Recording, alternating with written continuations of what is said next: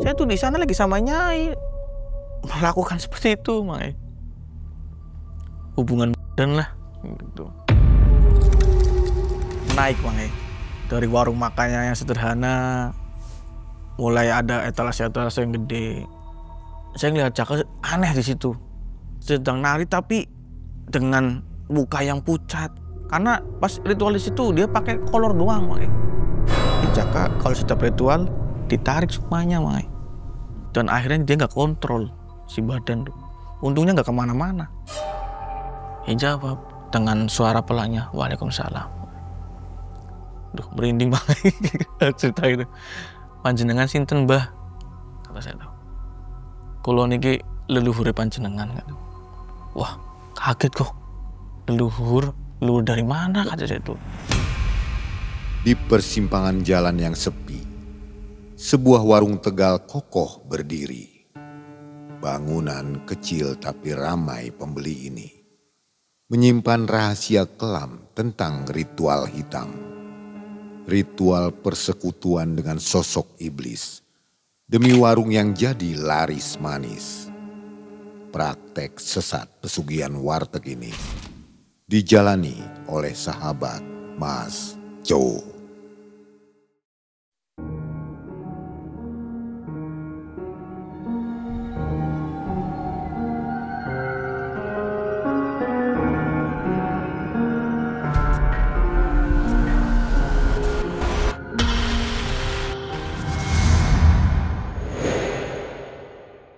Assalamualaikum warahmatullahi wabarakatuh. Waalaikumsalam warahmatullahi wabarakatuh. Apa kabar sobat semua? Senang sekali ya hari ini kita bisa ketemu untuk mendengarkan kisah terbaru, pengalaman terbaru dari narasumber. Hari ini ada Mas Jo. Waduh, keren namanya nih. Mas Jo. Apa kabar Mas Jo? Alhamdulillah baik, Mang.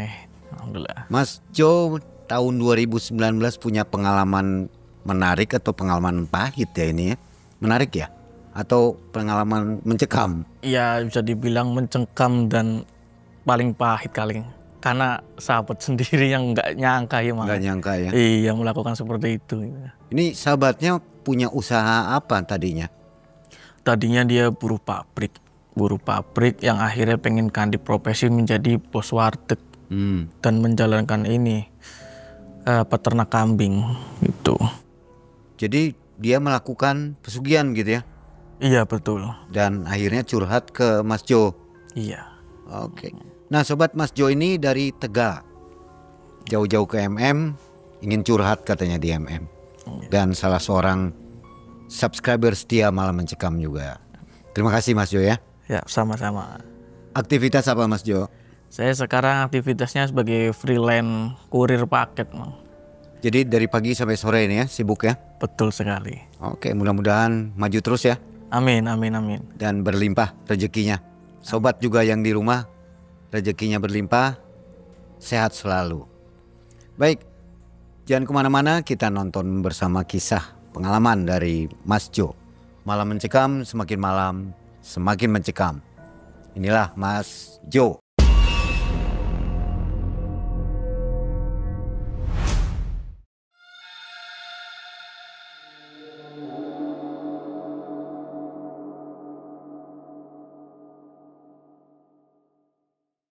Jadi begini, Mang.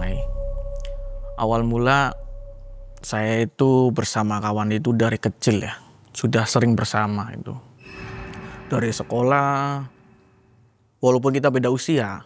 Ya, karena jarak waktu itu saya masih SMP, dia sudah SMA. Cuma walaupun kita beda usia, setelah pulang sekolah kita selalu riungan sama kawan-kawan yang lainnya gitu. Dan di sana alhamdulillah setelah malam maghrib itu biasanya kita rebutan tuh yang namanya ngaji bersama. Satu guru lah, salah satu pengajian yang di sana. Karena ditekankan juga oleh orang-orang tua kita agar kita bisa untuk ngerti agama lah di Quran gitu. Si Kang Jaka ini teman saya itu lulus sekolah. Ingin mengubah nasibnya karena posisinya beliau di keluarga yang kurang mampu. Dengan keadaan rumah yang masih gubuk, orang tuanya petani, itu pun buruh, bukan sawahnya itu bukan milik sendiri. Gitu. karena dia ingin mengubah nasibnya. Waktu itu kan di Tegal itu ya kebanyakan lah orang anak-anak sekolah itu kalau lulus sekolah itu pengennya larinya ke sana, Cikarang, Jakarta, Bekasi, pabrik gitu kan. Karena sudah iming-imingin dengan gaji honor yang lumayan gitu. Alhamdulillah beliau berhasil kerja di salah satu pabrik di daerah Cikarang. Di situ saya masih ke sekolah. Setelah setahun berlanjut, si Jaka itu membawa kabar gembira setelah, Mas Cuk, enak nih kerja perantauan gitu. Enaknya gimana Kang Jaka? Ya kalau di sana kerja emang sesuai UMR. Kalau misalnya kita pengen dapat lebih kita harus lembur gitu. Jadi kita bisa untuk nabung lah kehidupan kita di pedesaan ini gitu. Ayolah kapan-kapan kamu kalau udah lulus sekolah ikut saya aja ke sana. Tadinya saya berpikir wah ya enak nih. Karena udah mulai ada kemajuan sama beliau. Yang ada dia waktu sekolah dia orangnya tuh pendiam. Makanya diem, jarang kayak kawan-kawannya ceria. Karena mungkin keadaan ya, faktor ekonomi yang membuat dia akhirnya mungkin kecil hati untuk berkawan sama kami itu. Selang beberapa tahun setelah saya kelas 3 kalau nggak salah, kelas 3 SMK, dia itu pulang dan membawa berita untuk menikah, kabar gitu. Saya kaget, wah ente bisa baik kata saya tuh, bisa ya dapat cewek. Kata saya, orang mana ini? Wah masih orang desa. Ketemu di mana? Jadi ceritanya dia tuh ketemu sama istrinya ini di warteg. Sewaktu dia istirahat, dia suka mampir ke warteg tersebut, dan disitulah temunya cinta lokasi lah gitu makanya. Saya seneng dong sebagai kawan kan ya, mendapat berita dia ingin nikah lah, berarti dia udah siap kan untuk melanjutkan jenjang berikutnya. Saya sih sempat kaget, kamu beneran nih mau nikah? Baru berapa tahun bekerja, emang udah dapat apa kata saya tuh. Ya karena udah suka Mas Jo, mau gimana lagi ya. Karena saya lihat calon istri saya tuh kasihan. Dia tuh lihatnya tuh kasihan. Si istrinya ini ditinggal oleh kedua orang tuanya waktu kecil. Karena dia udah ditinggal kedua orang tuanya dan bingung, akhirnya dia memutuskan untuk bekerja di sana, di salah satu warteg tersebut. Nah di situ karena si Jakanya kasihan, jadilah dipinang gitu, menjadi pasang suami istri. Berangkat lagi lah dia ke Cikarang. Dan tujuan di sana, di Cikarang tersebut, si Jaka ini berpikiran kalau dia lama-lama di perantauan, dia semakin ini aja, enak hidup di desa katanya. Karena di sana emang bergulutnya mencari uang sih, nggak bebas seperti di desa. Kamu sama kawan-kawan ngaji bareng. Akhirnya memutuskan ngumpulin modal dan akan membuka usaha di Tegal.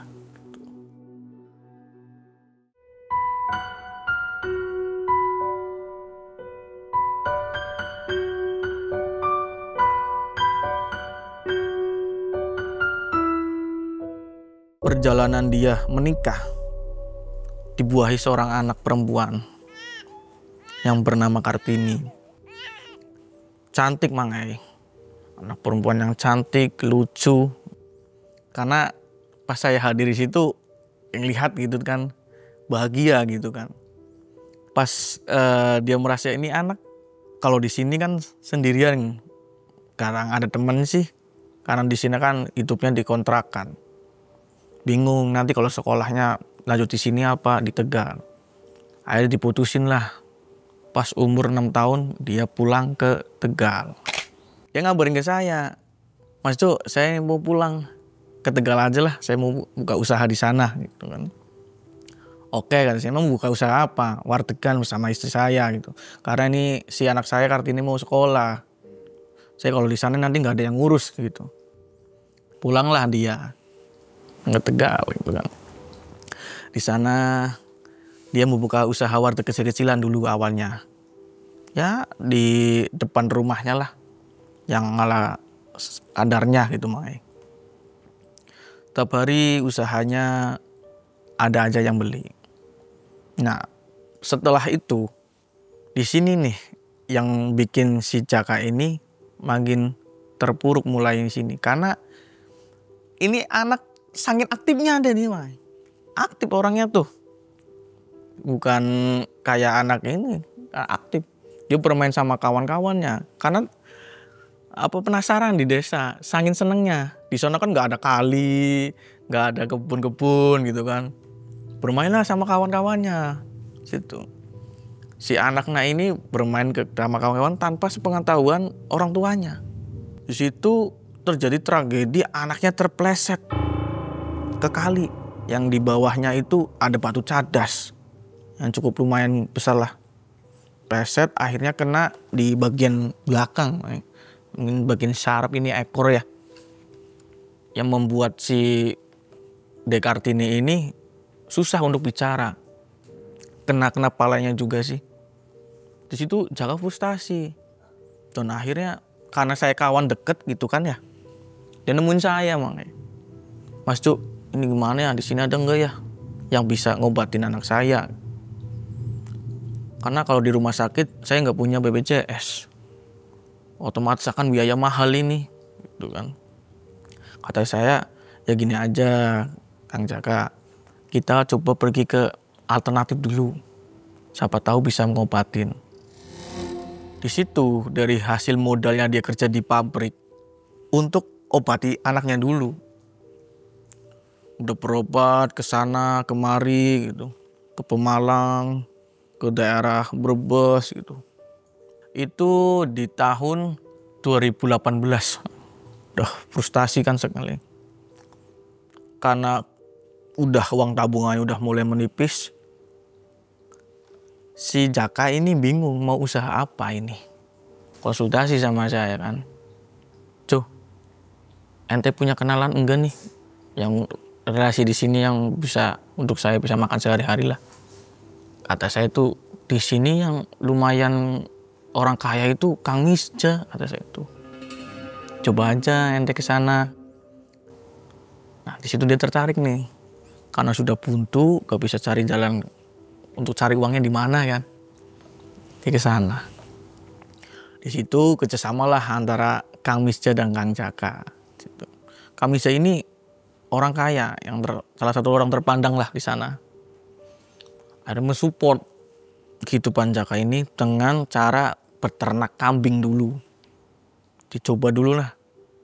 Jak, nih kamu mau enggak? Saya ada satu pasang nih kambing laki-laki dan perempuan. Coba kamu bisa nggak melihara ini? Kalau kamu bisa, nanti kita bisa bagi hasil dari anaknya gitu. Tertarik kan? Karena di sana karena cari rumput masih gampang Mang. Karena masih banyak hutan, sawah gitu kan ya. Jadi kalau kita cari rumput sana masih gampang. Setelah beberapa bulan dia menggeluti ininya, peternak kambingnya dengan semangat itu. Hasil lah mau menjelang tahun 2019 lahirnya anak kambing tersebut. Tapi di situ si Jaka bingung. Dia udah menemukan usaha barunya, tapi dia belum bisa menemukan cara ngobatin anaknya. Temulah sama Kang Misja saat si Jaka ini lagi ngarit kan. Jak, kamu mau nggak kaya seperti saya? Kata si Misjanya.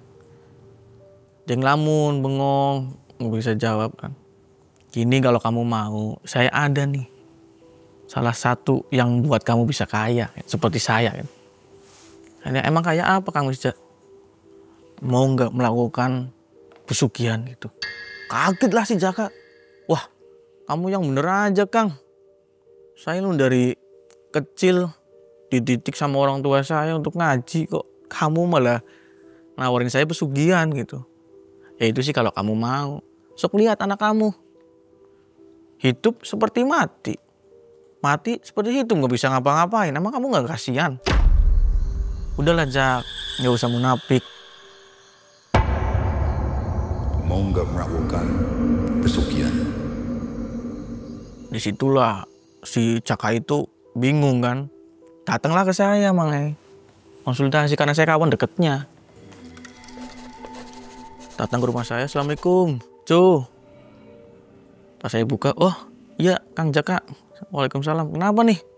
Kok kayak orang bingung kata saya tuh. Iya, saya tadi tuh ketemu sama Kang Misja. Ditawarin, saya kaget. Ditawarin gimana? Ternyata itu Kang Misja itu melakukan pesugihan. Saya di situ kaget, wah ngarang kamu kata saya tuh. Enggak lah, saya tuh nggak pernah dia lakukan ritual-ritual yang kata kamu pesugihan. Tadi nawarin saya. Terus kamu tanggapnya gimana? Saya bingung, Cok. Kalau mau melakukan pesugihan kan harus ada maharnya. Saya mau mahar dari mana? Udahlah, Kang Jaka kata saya tuh. Mending gak usah. Pesugihan itu nggak ada hasilnya kata saya tuh. Si Jakanya antara percaya nggak percaya karena dia lihatnya Misja itu kaya. Nah itu sih Kang Misja kok bisa kaya? Ya mungkin kan udah utusannya Allah mungkin kaya gitu kan. Udah kamu gak usah ngurutin. Pulanglah si Jaka gitu kan. Ternyata sepulang itu dia memutuskan mau pergi ke dukun. Karena pas mau pulang ke rumah dia lihat anaknya lagi terbengong. Sambil sisirin rambutnya, lihat anak-anak sekitar itu lagi pada main. Bingung kan si Jakanya. Datanglah ke dukun yang pernah disebutin dari Kang Misja situ. Sampai sana, datang, ketemu sama dukunnya. Dia sendiri ke situ? Pertama sendiri, ke situ sendiri. Ada dukunnya, kamu tahu dari mana? Saya tahu dari Kang Misja. Oh Misja ya, kenal tambah kan? Kenal, dia sering kesini. Ternyata mbahnya itu udah sering bantu si Misja ini. Emang kamu ada kesulitan apa? Saya tuh susah, anak saya sakit. Saya makan aja hasil dari ngingu kambing dari punya Kang Misja gitu. Emang kamu tahu syarat-syaratnya kalau untuk melakukan seperti ini? Belum tahu sih. Ya udah kalau kamu belum tahu, kamu sediain nanti kesini untuk ritual sesajennya dulu. Apa itu sesajennya? Ya seperti biasa, kopi hitam, kopi pahit, kopi manis, susu, air putih, kelapa gading atau kelapa kuning. Ini Mas Jo tahu pembicaraan ini dari mana? Itu lari lagi ke saya. Oh, si Jaka ini Jakanya, cerita iya. seperti ini. Iya. Kan karena dia nggak punya uang nih, akhirnya kan pengen pinjam uang lah ke saya untuk mahar ini. Akhirnya curhat lagi. Curhat lagi gitu makanya. Setelah dari situ kan suruh dukunya untuk menyiapin ini sajinya nih. Kopi hitam, kopi pahit, susu, air putih, kelapa gading sama ayam cemani. Si Jaka itu bingung. Uang dari mana beli kayak gini? Datanglah ke saya. Curhat. Cuk, saya kemarin udah kesini nih ke Mbah Dukun. Ngapain kata saya tuh? Untuk melakukan ritual pesugihan. Kata, wah kamu sih ngaco kata saya tuh. Kan udah dibilangin gak usah gitu. Emang kamu punya uang? Justru itu saya kesini. Pengen pinjam uang sama kamu tuh ada enggak? Enggak ada kata saya tuh. Buat apa? Daripada saya untuk lakukan itu mending buat makan anak kamu kata saya tuh. Kecewalah si Jaka itu. Dan akhirnya pergi ke Kang Misja. Di situ si Jaka itu ternyata disupport, bantu dengan modal. Datanglah ke sana. Sudah nih ada suguhan, bawalah ke dukun tersebut. Cuma kurang satu Mang Tuh kelapa gading belum ketemu. Ayam cemani, kopi, air putih, susu, terus buhur gitu tuh udah lengkap nih. Tinggal kelapa gading. Hanya ritual kan si mbahnya itu kan. Setelah melakukan ritual di dalam ruangan tersebut, mbahnya ngomong, kamu serius nih? Karena saya udah ritual nih nemuin Nyai katanya. Ya, serius mbah, karena saya udah nekat ini, kan saya udah bawa sesajennya apa yang mbah, tapi kurang satu ini, kelapa gadingnya mana, belum ketemu. Ya udah, ini maharnya gede gitu. Maharnya gimana? Nanti kamu tahu sendiri. Yang penting kamu udah deal belum ini? Oke lah, apapun itu resikonya, saya siap mbah maharnya. Akhirnya di situ si Jaka dan mbahnya itu melakukan ritual kembali karena sudah ijazah lah, penyerahan untuk amalannya untuk melakukan ritual gitu. Situ melakukan ritual di dalam ruangan dan ternyata mahar yang paling gede itu numbalin anaknya. Situ makin shock si Jaka. Gimana ya? Tahu gini sih saya nggak jadi kan. Cuma karena sudah deal kan sama si dukunnya, nggak bisa dibatalin. Kalau udah dibatalin, otomatis anaknya langsung keambil. Jadi jalan satu-satunya dia harus melakukan ritual setiap malam Jumat di kali katanya. Setelah pulang tersebut, 1 minggu, 2 minggu, perekonomian si Jaka ini mulai menaik Bang. Dari warung makannya yang sederhana, mulai ada etalase-etalase yang gede. Yang tadinya melihara kambing punya misja, dia bisa beli sendiri. Tapi di situ risau si Jakanya. Uang udah ada, anak masih kayak gini. Situ saya datang waktu itu lagi main kan. Kang Jaka, enak ya jadi wong sugih. Wah, enak apa ya? Sugih-sugih nyong ya tetep baik. Eseketra anak aku primen. Kata si Jaka maksudnya walaupun dia kaya, tapi masih bingung anaknya tuh gimana. Karena dalam keadaan sakit, Mai. Dah gini aja kata saya tuh. Saya punya kenalan seorang ustadz. Insya Allah lah bisa membantu kamu, kata si Jaka. Loh kok jangan? Dia dengar kata ustadz sekarang malah benci, Mai. Karena mungkin hasil dari ritual tersebut kali ya, dipengaruhi lah. Kata saya udah nggak apa-apa, masalah mahar saya taunya masalah mahar. Wah ente ngece tah. Si maksudnya ngece. Nyong kan soal duit akeh. Masalah mahar gampang. Duduk gue. Nyong mau ketemu orang-orang sing kayak aku. Maksud dia nggak mau ketemu orang-orang seperti itu. Ulama-ulama di situ. Saya bingung kan. Loh kok kamu nggak mau? Dulu kamu kan ngaji ya kiyang. Semangat. Kok sama sekarang? Duh, itu kan dulu. Sekarang ya saya dipikirkan gimana caranya anak saya sembuh. Udah coba dulu kata saya kan. Panggillah saya kan ke ustadz kenalan saya gitu kan. Di situ saya datangin ustadz. Si Jaka cek-cek aja. Sok bokat bisa ya monggo nyembung anak nyong ya. Kata si Jaka, ya sok barangkali mau sih silakan barangkali bisa. Dengan santainya si ustadz tersebut melakukan mediasi ya. Kalau baca-baca sebisanya dia lah. Di situ anaknya seakan-akan seperti kerasukan, Mae. Nari di situ. Anaknya nari jadi nari. Jadi pas dibacain ayat apa gitu, si anaknya nari. Dan mukanya merah. Ayah nggak terima, nggak mau disembuhin.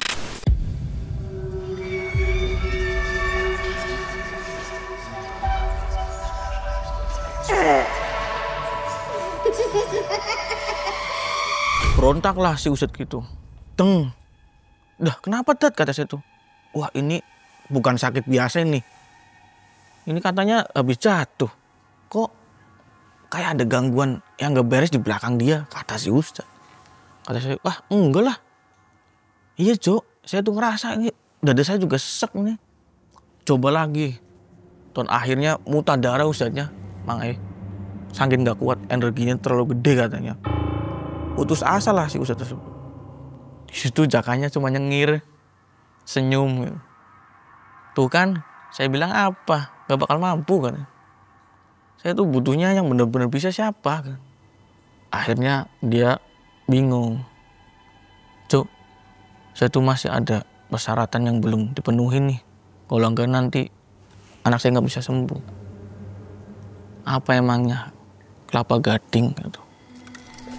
Kelapa Gading gitu. Emang di sini di mana ya? Cuma saya waktu itu pernah dengar ada kelapa gading di tangga desa. Itu makanya.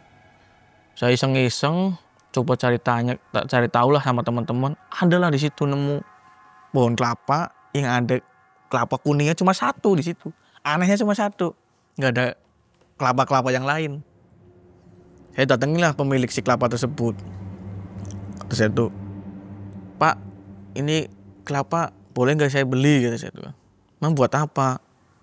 "Ya adalah untuk pengobatan," kata saya tuh. "Ya udah sok ambil aja. Cuma emang di situ nggak boleh jatuhan, kita harus naik." Nah, jadi kelapa itu syaratnya kita ambil sendiri. Ada si Jaka kan sana. Nah, naik berhasil. Di situ saya penasaran kan. Kamu lakukan di situ prosesi seperti ini tuh di mana? Kata saya tuh. "Emang kenapa sih?" "Ya saya penasaran lah, pengen ikut kamu ke orang pinternya. Saya selama di sini soalnya nggak pernah denger di sini ada orang pinter." "Ya udah nanti malam Jumat kita ke sana."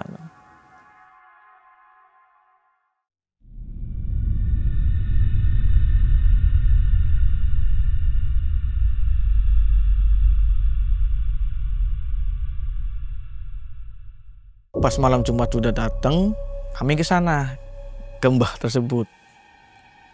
Dengan naik kendaraan yang ala kadarnya, melalui persawahan yang begitu jalannya terjal karena belum diaspal di sana. Di tengah perjalanan, kami dihadang seekor ular yang gede mangai. Yang lewat. Saya bingung, Cak, ini ada ular. Di mana, Cuk? Itu gede pisan, kata saya tuh. Wah, dan apa? Saya di situ udah mulai curiga, mangai. Ini ada apa ya? Biasanya kan kalau kita ketemu ular atau apa, kata orang tua zaman dulu, ada janji yang belum diselesaikan gitu. Karena saya pikir positif thinking aja lah, nunggu ularnya lewat, jalan lagi. Sesampainya sudah masuk ke lingkungan rumahnya, depan gerbang, saya tuh udah mulai merinding situ mangai. Merinding gak karuan lah. Di situ rumahnya yang saya lihat, rumahnya gubuk, sampingnya ada pohon gede, gitu tuh. Warnanya serba hitam dan hanya menggunakan penerangan pakai cempor. Dia nggak pakai listrik, pakainya cempor. Apa sih lampu itu tuh zaman dulu tuh. Pas mau masuk ke gerbang, di situ saya melihat sosok orang tinggi gede mangai. Wah, kata saya tuh apa? Antara sadar nggak sadar karena bersampingan sama ini pohon yang gede itu. Udah sosoknya tinggi, berambut warna hitam, taringnya panjang ya, melotot, lidahnya itu menjulang. Bisa digambarkan yang menurut saya itu kayak leak tapi dia tinggi gede. Aneh di situ. Wah, apa ini, kata saya. Saya ngomong ke Jak, kamu lihat enggak? Ada sosok tinggi gede yang gini-gini. Wah, nggak lihat, Cuk. Kamu ngarang kali, orang kemarin saya kesini aman-aman aja. Di situ saya mulai keanehan. Kok Jaka nggak apa-apa? Saya kok melihat gitu. Setelah itu saya antar ke pintunya. Pas diketok, keluarlah si mbah tersebut. Di situ sini mbahnya ngeliat muka saya. Kamu bawa siapa? Temen kamu kesini mau ngapain? Ini teman saya sahabat gitu. Pengen tahu ritualnya. Nggak boleh. Saya diusir emang. Nggak boleh masuk, saya juga nggak tahu nih. Kenapa saya diusir? Kenapa mbah, saya kan pengen tahu gitu. Ini Jaka teman saya gitu. Enggak. Kamu di luar aja gitu. Setelah di luar, dialah masuk. Saya nunggu kan. Saya penasaran ini. Di dalam dia ngelakuin ritual apa, kata saya tuh kan. Saya coba mau ngintip dari samping man, karena rumahnya si dukun itu masih pakai geribik bilik. Di situ saya ngintip, ternyata di situ Jaka melakukan ritual kayak orang nari mangai. Wah, kok nari kan? Setelah situ, kamu gimana? Setelah sadar kan? Kamu siap untuk selalu melakukan ritual seperti ini setiap malam Jumat ya? Kata Jakanya, saya harus siap, Mbah. Karena taruhannya anak saya. Ternyata taruhannya anaknya. pantesan ini Jaka kok merenung, udah punya uang tapi merenung gitu. Itu saya nunggulah di ruang di luar halaman dia. Pas saya sedang duduk di situ, saya lihat ke arah ke depan. Yang penasaran tadi kok ada makhluk yang gede itu kan. Di situ saya malah bukannya tadi melihat yang sosok tinggi gede itu, lihat perempuan sedang nari, pakai kebaya hijau, selendang kuning, sama ininya tuh kembangnya tuh, aduh apa sih batik-batik zaman dulu tuh. Tapi saya lihat mukanya nggak ada senyum-senyumnya, Mang. Pucet. Tapi kayak saya dengar tuh kayak ada bunyi kidung, Mang. Jadi si cewek tersebut sedang nari dengan dialunin gamelan.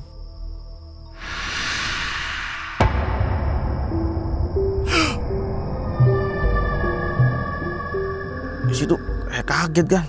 Wah, siapa ya kan? Bengi-bengi anak joget. Pas kaget tepuklah di belakang oleh si Jaka. Woi, lamun. Wis rampung dah Kang Jaka, kata saya tuh. Ente seneng lamun, kata si Jaka. Iya, tadi itu saya melihat cewek lagi nari. Wah, mau wong gede dhuwur. Saya kira wong joget, wong wadon. Pun dasarnya ngaco. Katanya tuh saya ngaco. Ya itu yang saya lihat itu kan. Pulanglah kami kan ke rumah. Di situ saya masih berpikir, memikirkan Jaka ini gimana nasibnya. Karena kalau dia terus-terusan begini, taruhannya keluarganya, Mang. Akhirnya saya coba sholat istikharah, Mang. Minta petunjuk lah sama Gusti Allah kan itu kan. Jam 12 malam saya melakukan sholat istikharah. Karena waktu saya lagi senggang kan jam-jam malam gitu tuh. Pas di sholat istikharah selesai, saya wirid seperti apa yang sudah guru saya ajarkan gitu kan. Di situ saya seakan melihat sosok pakai belangkon, ininya lurik tapi pakai celana hitam. Saya kaget, ini siapa ya? Kok saya nggak kenal? Karena mukanya nggak jelas, soalnya. Cuma di situ perawakannya seperti saya. Anehnya tuh seperti saya perawakannya. Saya nanya kan dalam hati saya, kamu siapa? Saya ya kamu ya saya. Saya itu yang ada di badan kamu, kata dia. Loh, kok saya nggak kerasa? Emang kamu ada apa? Kata dia tuh. Ini saya tuh bingung. Teman saya lakukan ritual seperti ini untuk kesugihan. Gimana caranya saya untuk bisa membantu dia ngelirin ini, tuntaskan ini. Kata dia, kamu bacain dulu, terus kamu coba nanti ikutin proses ritualnya seperti apa. Oke lah, di situ saya dapat gambaran di situ. Di situ antara sadar nggak sadar, Mang, soalnya tuh. Jadi kadang saya seperti itu, Mang. Kalau ada keinginan tuh kadang sholat istikharah, kadang melalui mimpi atau kadang langsung gitu. Di situ saya cobalah diskusi sama teman-teman kan. Lur, jare kon Jaka aneh ora sih? Semenjak balik sing Cikarang kelakuannya makin aneh. Iya ya, Cuk. Nyumpe kerasa kayak sejen ke bocah. Anak apa ya? Ente ngerti ora? Ente kan kanca parek deh. Kamu kan teman deketnya. Cuma kan saya nggak berani ngomong dong bahasanya si Jaka ngelakuin seperti itu. Takut akhirnya nanti kan jadi booming gitu kan, Mang. Dari situ coba ente diawasi si Jaka mokat baik ke bocah ke lantur, soalnya kan wis anaknya cacat ya. Keadaannya kayak kue walaupun terdeleng ke bocah tambah sugi, tapi kayak orang nikmati hasilnya gitu. Walaupun dia udah kaya nggak nikmatin hasilnya gitu. Ya udahlah, coba nanti saya lihatlah gimana Jaka sekarang. Pas prosesi malam Jumat lagi, si Jaka itu membawa sajen untuk ritual lagi di kali. Dan di kali ini dia itu yang saya lihat bukan ke arah yang biasanya dia lakuin. Dia beda lagi tempatnya. Di situ yang terkenal di desa kami itu kali yang angker. Karena antara pertemuan dua kali jadi satu, Mang. Yang di tengah-tengahnya ada cadas. Setelah Isya itu, saya melihat si Jaka itu gerak-geriknya mulai aneh. Saya berpikir, wah ini malam Jumat apa Jaka mau ritual ya? Karena dia membawa nampan yang berisi sajen. Menuju arah kali. Saya mau mencegah, saya baru mau sholat Isya. Bentar dulu lah. Mana? Pas sesampainya saya di rumah, saya ini hati nggak tenang, Mang. Karena ini kawan saya udah beda tempat lagi dan takutnya dia nggak sanggup melakukan ritual ini karena udah kacau sih pikirannya si Jaka. Saya datang lah ke rumahnya Jaka. Assalamualaikum Kang. Waalaikumsalam Cuk. Kenapa tumben? Ente mene anak apa? Gak apa-apa, gimana kabarnya? Ya gini-gini aja, usaha sukses lah. Ya, alhamdulillah lah, usaha sih ya. Kambing udah ada ini, istri juga udah mulai enak lah usaha sendiri.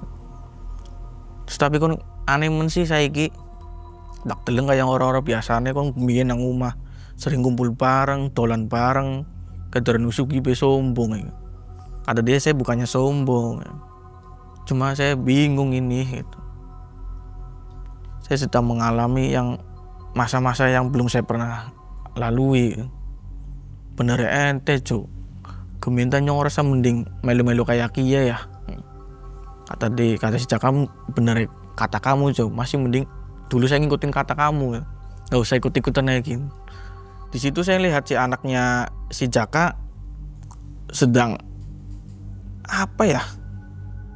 Senyum-senyum gak karuan. Terkadang dia nari-nari sendiri. Nah di situ saya bingung. Pimen Jak. Iku anak saya kadang nari-nari sendiri.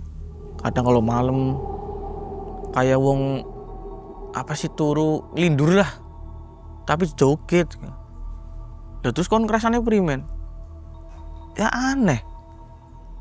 Wong bocah cacat joget.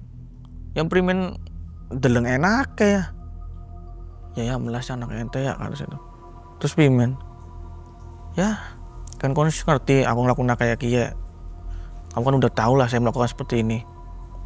Cobalah kamu, kan kamu nih masih deket nih sama kayak yang sini. Terus kamu putus asa kata saya tuh. Kamu kemarin kan nggak mau kalau berhubungan dengan ulama-ulama. Kok kamu jadi sekarang ini? Saya takut Cuk. Saya nggak berhasil tuh nyawa anak saya gimana nanti ya. Ya udahlah, coba nanti saya tanyakan kata saya.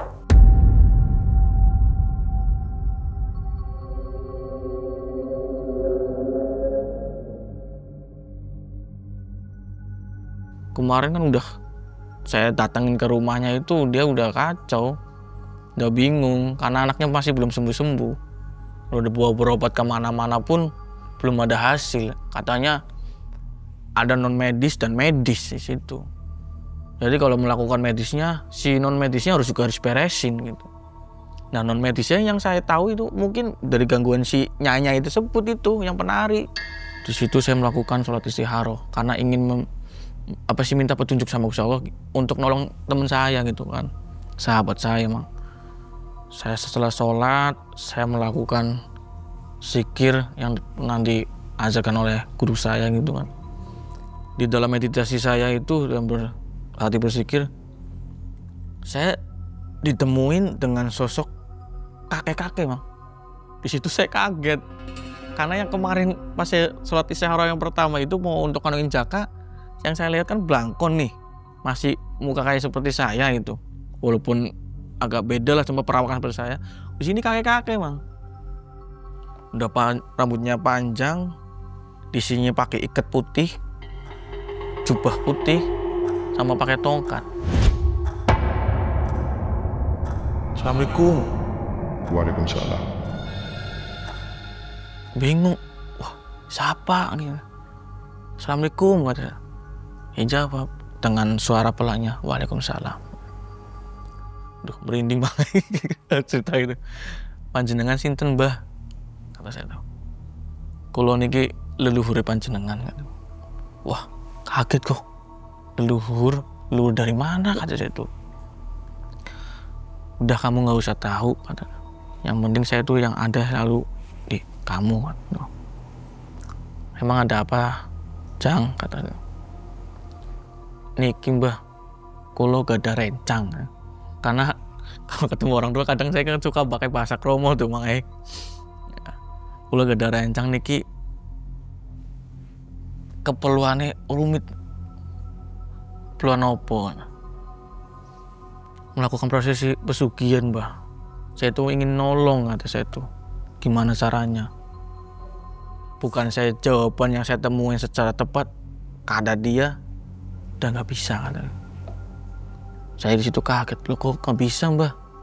Karena ini Jaka udah terikat dengan si nyai tersebut. Terus jalannya gimana Mbah? Sekarang dia lagi melakukan prosesi ritual yang sangat berbahaya kata dia tuh. Terus kalau dia nggak sanggup, anaknya taruhannya. Karena di sana bukan sekedar ritual, dia akan diganggu oleh beberapa makhluk yang ada di situ katanya.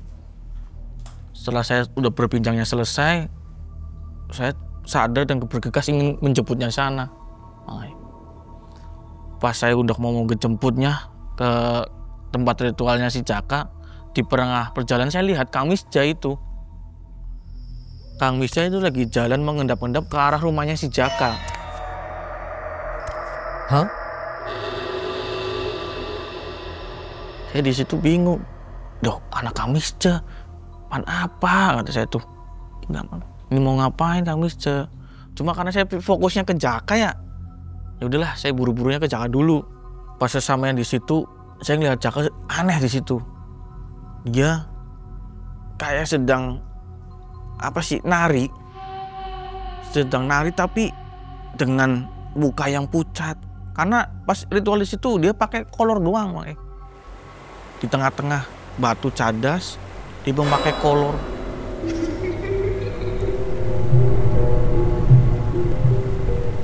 Memang tempat sepi ya? Sepi di situ, Mai. Jauh dari orang? Jauh dari orang. Tuh. Pemukiman nggak ada? Nggak ada, karena di desa kami itu desa yang paling pojok di situ. Kalau ke mentok usir di kali bukit udah nggak ada kemana-mana. Jadi kalau kita mau ke kota harus ke jalan yang utama gitu. Itu pojok. Saya lihat, wah, Ki Jaka lagi apa? Jogedan dalam hati saya kan. Wah, mana ya? Saya datengin lah Jaka kan. Pas saya dateng tak tipu kan. Weh, sadar kan saya tuh. Cih, Cuk, anak kenek gitu. Iya. Kayak aku oleh informasi.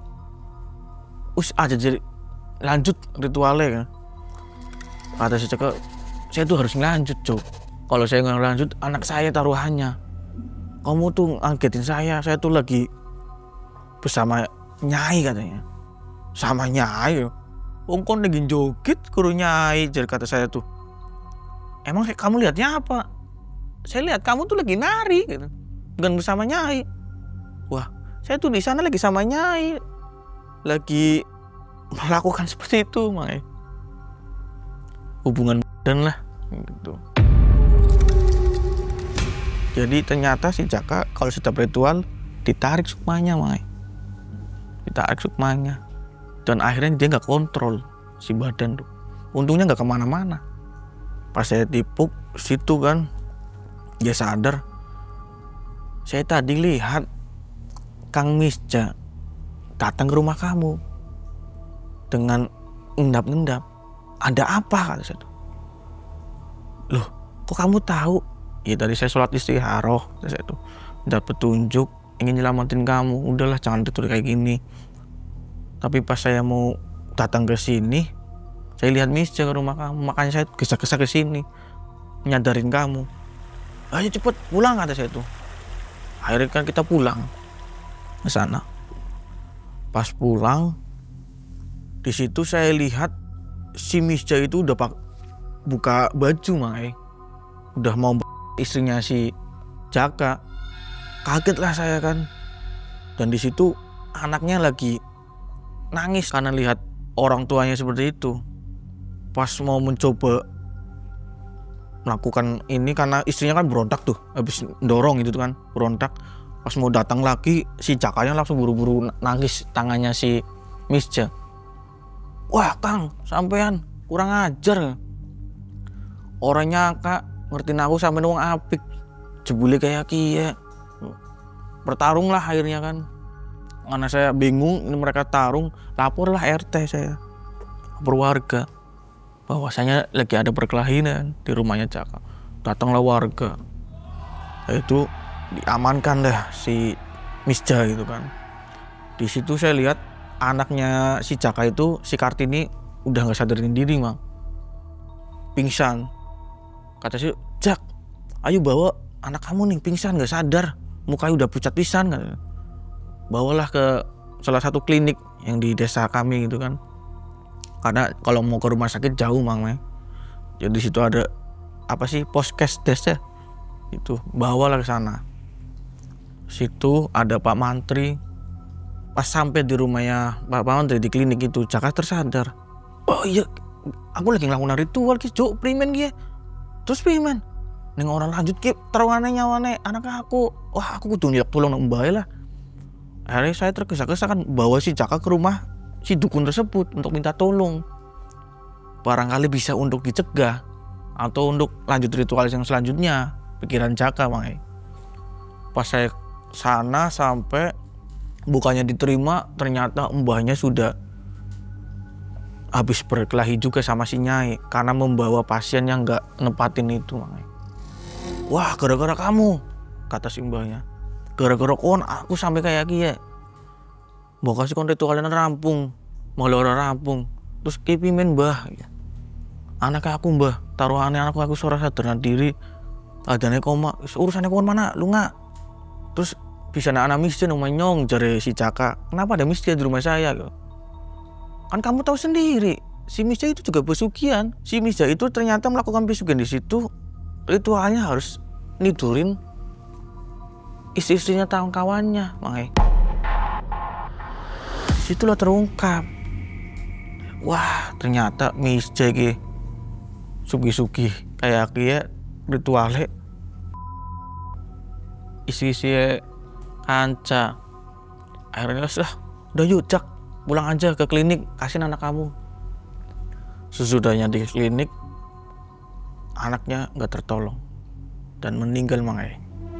Karena saking nggak kuatnya, depresi lah si Jaka. Dia kalut, pikirannya udah gak karuan. Setelah prosesi, kan kalau di sana kan ada namanya tahlilannya, udah berlanjut nih 7 hari lah.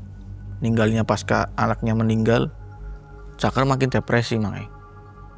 Dia berpikir bahwasanya meninggalnya anaknya ini gara-gara dia. Karena dia depresi gak karuan, sehingga akhirnya dia juga ikut meninggal juga, Mang. Karena udah saking kekaruannya dia, pikirannya udah kacau lah. Istrinya gimana itu? Istrinya akhirnya nggak bisa ini, karena dia nggak punya saudara, dia lanjut lagi ke merantau, Mang. Di situ kan dia anak yatim piatu kan, setelah waktu nikah sama si Jaka. Dan di situ juga dia kan trauma, karena habis mau sama kami Misja sih. Nggak pernah ketemu lagi ya? Udah nggak ketemu lagi sekarang. Misjanya kemana? Dia juga udah, karena warga sekarang udah tahu nih, karena kejadian tersebut, ya dikucilin di sana lah. Jadi mereka pada waspada. Gimana kehidupan Misja? Sekarang nggak tahu dia, Mang. Tadinya kan dia punya ternakan kayak kambing, sapi, udah nggak keurus sekarang. Nggak tahu sekarang tinggalnya di mana. Karena udah nggak di desa itu lagi sih. Udah nggak bisa cari korban gitu? Iya, karena udah pada tahu sih tetangga-tetangga saya tuh di sana. Tapi masih hidup ya? Masih hidup kayaknya sih dia tuh. Menurut Mas Jo gimana kalau orang melakukan pesugihan itu? Ada saran nggak? Ya menurut saya sih, walaupun kita lagi kacau atau apa namanya pesugihan itu nggak baik nggak bener, nggak ada hasilnya. Iya. Walaupun kita merasakan hasilnya kan cuma nggak seberapa. Sebentar Taruhannya aja ya? Cuma sebentar Nggak menyelesaikan masalah ya? nggak menyelesaikan masalah, itu sangat miris kata saya tuh. Sayang kalau kita melakukan seperti itu Oke. Baik, terima kasih Mas Jo atas pengalamannya ini ya. Pengalaman mengerikan juga. Iya. Mas Jo sehat selalu ya. Amin. Terima kasih. Dan Sobat Malam Mencekam, kita segera jumpa di video selanjutnya. Assalamualaikum warahmatullahi wabarakatuh.